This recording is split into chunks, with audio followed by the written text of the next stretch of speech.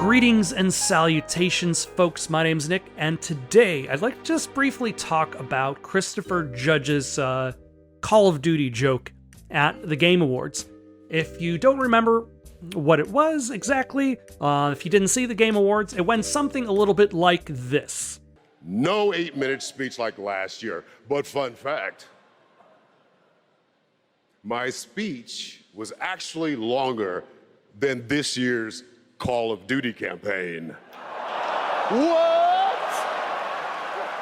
And then since that time, IGN has reported on various Call of Duty developers calling out Christopher Judge for his joke about their fellow compatriot, their fellow comrade-in-arms. And I feel as though, like, a lot of the discussion that has kind of come up around it has been about, was the joke funny? Are the Call of Duty developers in the right for criticizing him? Was the new Call of Duty bad?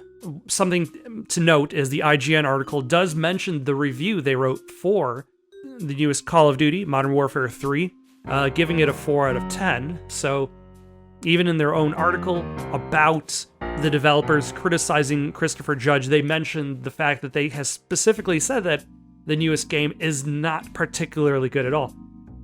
But I think a lot of the discussion is kind of missing who the real enemy is. The real group, entity that should be criticized, that being Activision. Like, don't criticize Christopher Judge for making fun of the developer on a...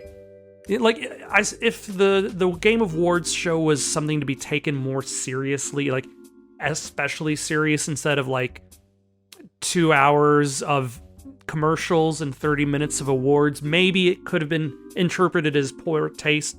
Like, if he delivered that joke at, like, the BAFTAs, like, that would probably be out of poor taste. If he delivered that joke at, like, the DICE Awards, like, award shows that are specifically focused on developers. Like, I can see the Call of Duty developers being like, you know, maybe you shouldn't make that joke there. But no, the big issue is Activision. Consider the fact that it has only been about a decade since Activision realized that maybe they should not have their companies pump out Call of Duty games, and they should actually maybe stagger out their releases so each company could release like one per year, but it takes them still several years to finish it. Like, this is actually kind of around Call of Duty Modern Warfare 3 on the 360 that this kind of happened, where Activision realized that having these developers release a new Call of Duty game every year was not working, was leading to diminishing returns. Modern Warfare 3 on the 360, for instance, I believe took longer than the newest Modern Warfare took to develop. I want to say, like, at most 2 years. And it was a combination of Infinity Ward and Sledgehammer Studios developing. Whereas Modern Warfare 3, they only had 1.5 years to work on. And this feels like a story that has been told time and time again.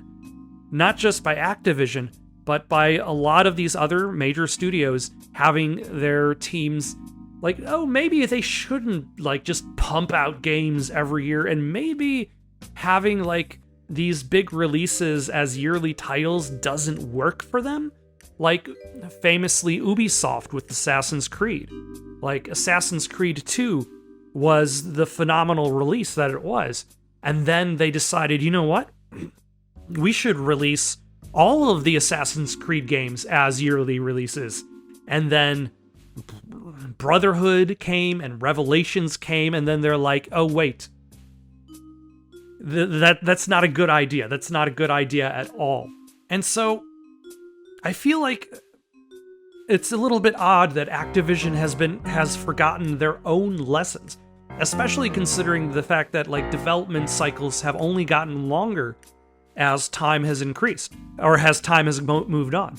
The actual amount of time to create a AAA, glossy, super HD realistic shooter on the 360 versus what it would take to do the same thing on the PlayStation 5 and Xbox Series S and X has only increased in the amount of time it takes to develop, the amount of money that it takes to create, and they clearly did not provide for Infinity Ward to actually make a worthy successor to both their last Call of Duty, let alone the original version of Modern Warfare 3. So if anything, no need to call out Christopher Judge's joke, even though it did feel like a low blow at the time. No need to worry about the other Call of Duty developers, though it's nice to see them standing up for each other. Be like, hey, Activision, like, you need time to make these, like, developers need time to make these things and make them good. Don't just shove them out the door like Electronic Arts made BioWare do to Dragon Age 2. Give them a chance to make the thing good. That's all we're asking for.